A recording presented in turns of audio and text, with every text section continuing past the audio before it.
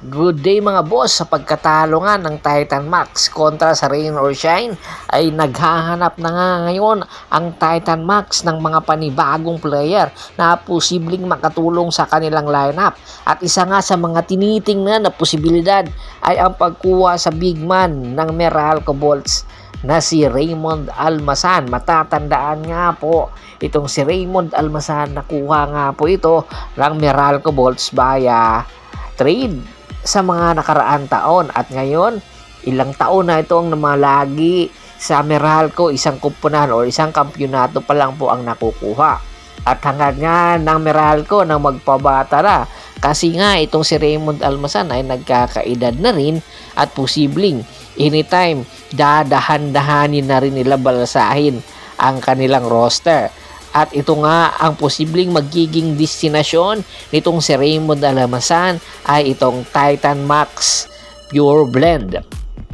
Ayon nga sa mga ulat, dahil nga sa kakulangan ng big man ng Titan Max ay kinakailangan talaga nila na pakawalan or kumuha ng mga player or big man na makakatulong sa kanila.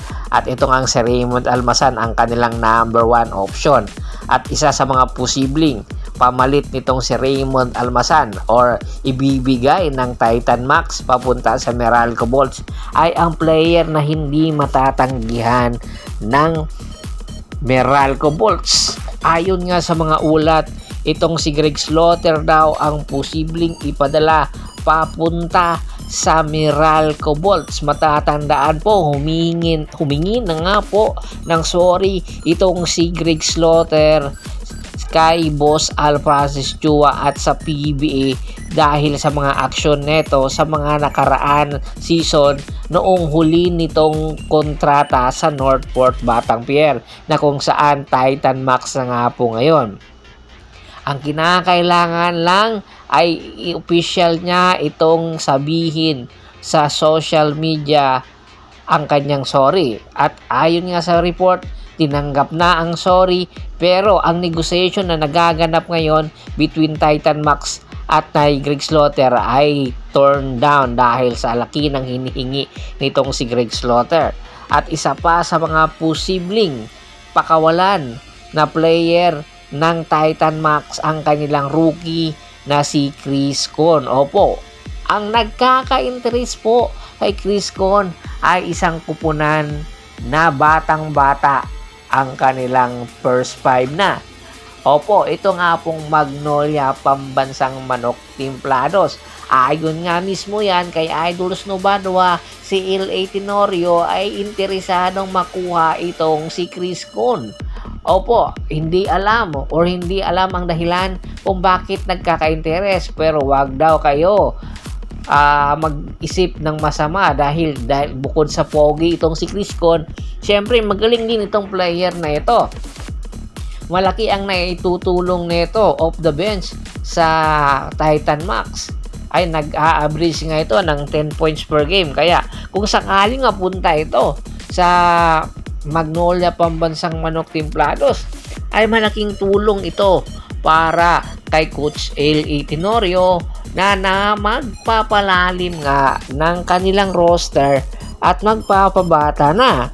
At isa sa mga posibleng pakawalan daw nitong Magnolia Pambansang Manok Timplados para nga makuha itong si Chris Con ay ang kanilang veteranong player.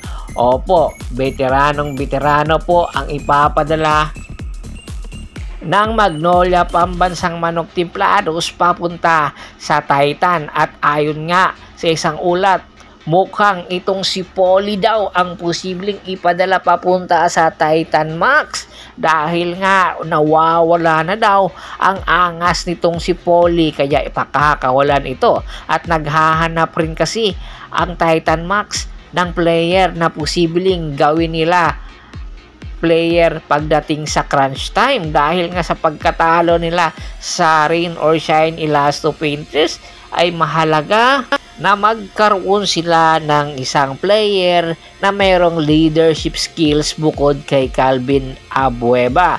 At gusto ngang itandem ng Titan Max itong si Polly at Calvin Abueva sa Titan Max. Kung sakaling ang matuloy ang nasabing negotiation na nagaganap ngayon between Magnolia at ng Titan Max na makukuha nga ng Magnolia itong si Chris Con, samantalang itong si Titan Max makukuha naman itong si Polly. Possible ba? Patas ito? Komento na sa baba ng video at pag-usapan natin yan. Once again, this is Percival Monteron at your service. Don't forget to subscribe my sports channel at don't forget to click the notification bell button para nga maging updated palagi sa kwentuhan. At bago pa ba natin tapusin ang ating kwentuhan, shoutout muna tayo sa mga solid na followers na laging sumusuporta sa atin kay Kagawad kat sa kinudukusin ng Hagonoy Bulacan, Ricky Lanza ng Ricky Rider TV ng Tansa Cavite, Ronald Gato at Rafael Branya ng Hilongos Leyte. Pakibisita rin po ng Facebook fanpage ko na Hapris PH3, Paul Goso at Boston para po sa mga karagdagan sports balita. Hanggang sa muling kwentuhan, maraming salamat po.